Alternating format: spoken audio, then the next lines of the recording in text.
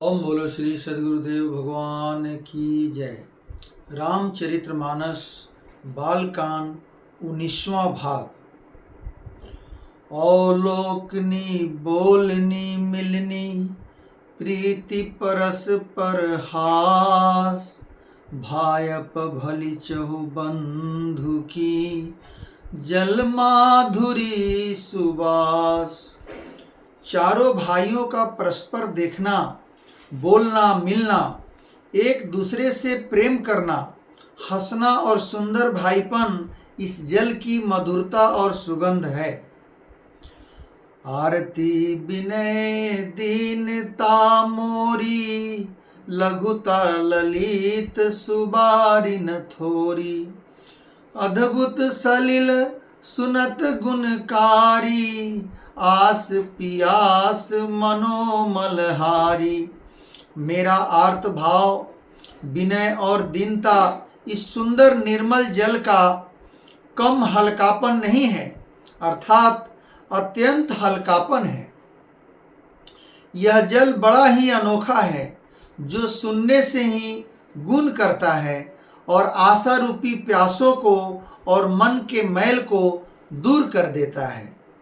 Ram supreme ही पोषण पानी, हरत सकल कली कलुष गलानी। भव श्रम शोषक तोषक तोषा, समन दुरित दुख दारिद दोषा। यह जल श्री रामचंद्र जी के सुंदर प्रेम को पुष्ट करता है, कलयुग के समस्त पापों और उनसे होने वाली ग्लानि को हर लेता है, संसार के जन्म मृत्यु रूप श्रम को सोख लेता है, संतोष को भी संतुष्ट करता है और पाप ताप दरिद्रता और दोषों को नष्ट कर देता है। काम कोह मद मोह नसावन, विमल विवेक विराग बढ़ावन। सादर मंजन पान किए ते, मिटहि पाप परिताप हिए ते। यह जल काम क्रोध मद और मोह का नाश करने वाला और निर्मल ज्ञान वैराग्य का बढ़ाने वाला है। इसमें आदर पूर्वक स्नान करने से और इसे पीने से हृदय में हरने वाले सब पाप ताप मिट जाते हैं। जिन्हें ही बारी न मानस धोए, ते कायर कली काल बिगोए। त्रिसित निर्खी रवि कर भव बारी, फिरी हहि मृग जिमि जीव दुखारी। जिन्होंने इस राम सुयस रूपी जल से अपने हृदय को नहीं धोया, वे कायर कलिकाल के द्वारा ठगे गए। जैसे प्यासा हिरन सूरज की किरणों के रेत पर पड़ने से उत्पन्न हुए जल के भ्रम को वास्तविक जल समझकर पीने को दौड़ता है और जल ना पाकर दुखी होता है, वैसे ही वे कलयुग से ठगे हुए जीव भी विषयों के पीछे भटक कर दुखी होंगे। मति अनुहारी सुबारी गुण, गन गनि मन अनहवाई। सुमिरी भवानी शंकर ही कह, कवि कथा सुहाई। अपनी बुद्धि के अनुसार इस सुंदर जल के गुणों को विचार कर उसमें अपने मन को स्नान कराकर और श्री भवानी शंकर जी को स्मरण करके कवि तुलसीदास सुंदर कथा कहते हैं। अब रघुपति पद पंकरुह, हिय धरि पाई प्रसाद। कहूँ जुगल मुनिवर कर, मिलन सुबग संवाद। मैं अब श्री रघुनाथ जी के चरण कमलों को हृदय में धारण कर और उनका प्रसाद पाकर दोनों श्रेष्ठ मुनियों के मिलन का सुंदर संवाद वर्णन करता हूँ। भारद्वाज मुनि बसहि प्रयागा, तिन्हि राम पद अति अनुरागा। तापस समदम दया निधाना, परमारथ पथ परम सुजाना। भारद्वाज मुनि प्रयाग में बसते हैं। उनका श्री रामचंद्र जी के चरणों में अत्यंत प्रेम है। वे तपस्वी, निगृहित चित्त, जितेंद्रिय, दया के निधान और परमार्थ के मार्ग में बड़े ही चतुर हैं। माघ मकरगत रवि जब होई, तीरथ पति ही आव सब कोई। देव दनुज की नर नर श्रेणी, सादर मंजहि सकल त्रिवेणी। माघ में जब सूर्य मकर राशि पर जाते हैं तब सब लोग तीर्थराज प्रयाग को आते हैं। देवता, दैत्य, किन्नर और मनुष्य के समूह सब आदर पूर्वक त्रिवेणी में स्नान करते हैं। पूजहि माधव पद जल जाता, परसि अखय बटु हर सही गाता।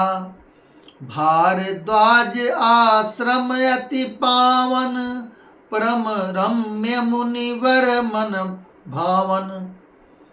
श्री बेनी माधव जी के चरण कमलों को पूजते हैं और अक्षय वट का स्पर्श कर उनके शरीर पुलकित होते हैं। भारद्वाज जी का आश्रम बहुत ही पवित्र, परम रमणीय और श्रेष्ठ मुनियों के मन को भाने वाला है। तहाँ होई मुनि ऋषय समाजा, जाहि जे मंजन तीरथ राजा। मंजहि प्रात समेत उछाहा, कहीं परस पर हरि गुण गाहा। तीर्थराज प्रयाग में जो स्नान करने जाते हैं उन ऋषि मुनियों का समाज वहाँ भारद्वाज के आश्रम में जुटता है। प्रातःकाल सब उत्साह पूर्वक स्नान करते हैं और फिर परस्पर भगवान के गुणों की कथाएं कहते हैं। ब्रह्म निरूपण धर्म विधि, बरनहि तत्व विभाग। कहीं भगति भगवंत कै, संयुत ज्ञान विराग। ब्रह्मा का निरूपण, धर्म का विधान और तत्वों के विभाग का वर्णन करते हैं तथा ज्ञान वैराग्य से युक्त भगवान की भक्ति का कथन करते हैं। यही प्रकार भरी माघ नहाही, पुनि सब निज निज आश्रम जाही। प्रति संबत यति होई आनंदा, मकर मजी गौ नहीं मणि वृंदा। इसी प्रकार माघ के महीने भर स्नान करते हैं और फिर सब अपने अपने आश्रमों को चले जाते हैं। हर साल वहाँ इसी तरह बड़ा आनंद होता है। मकर में स्नान करके मुनिगण चले जाते हैं। एक बार भरी मकर नहाए, सब मुनीस आश्रमण सिधाए। जाग बलिक मुनि परम विवेकी, भारद्वाज राखै पद टेकी। एक बार पूरे मकर भर स्नान करके सब मुनीश्वर अपने अपने आश्रम को लौट गए। परम ज्ञानी याज्ञवल्क्य मुनि को चरण पकड़कर भारद्वाज जी ने रख लिया। सादर चरण सरोज पखारे, अति पुनीत आसन बैठारे। करि पूजा मुनि सुजसु बखानी, बोले अति पुनीत मृदुबानी। आदर पूर्वक उनके चरण कमल धोए और बड़े ही पवित्र आसन पर उन्हें बैठाया। पूजा करके मुनि याज्ञवल्क्य जी के सुयश का वर्णन किया और फिर अत्यंत पवित्र और कोमल वाणी से बोले, नाथ एक संसौ बड़ मोरे, करगत बेदत्व सबू तोरे। कहत सुमोही लागत भय लाजा, जौन कहूँ बड़ होई अकाजा।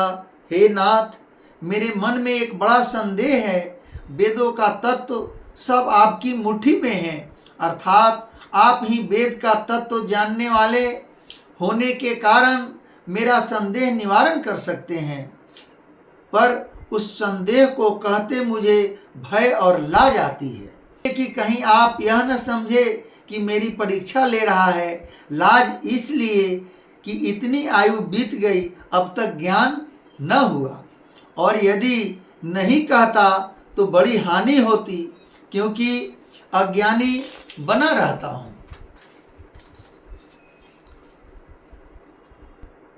ओम बोलिए श्री सद्गुरुदेव भगवान की जय।